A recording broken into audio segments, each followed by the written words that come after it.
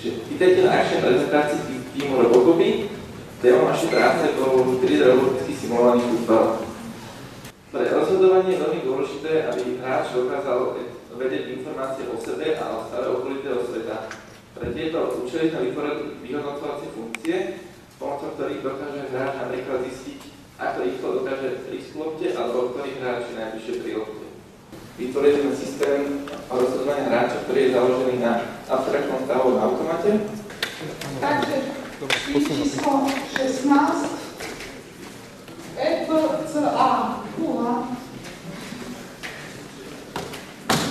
Chcel by som vás pozvať teda na našu prezentáciu v miestnosti D220 o 14:15. Aká bola cesta k tomuto riešeniu? Bolo to rozšírenie frameworku XPS na to, aby podporoval evidenciu publikačnej činnosti, integráciu s webovými službami systému Advanced Graphic Library a využitie formátu Unimark, čo je knihovnícky štandard. Takže pokiaľ chcete vedieť, čo znamená tento čínsky nápis a prečo tu máme dielo, tak príďte do miestnosti D220 14:15.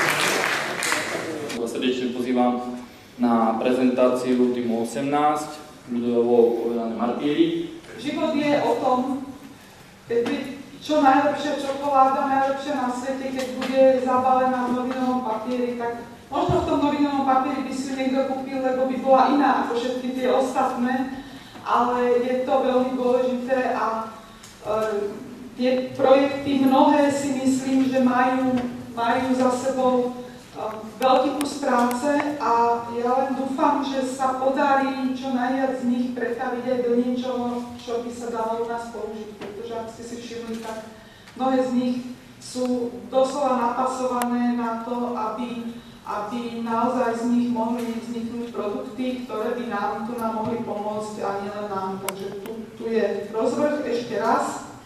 No a poďme sa teraz presunúť na tú následujúcu nejakú 3/4 hodinku do TPK+.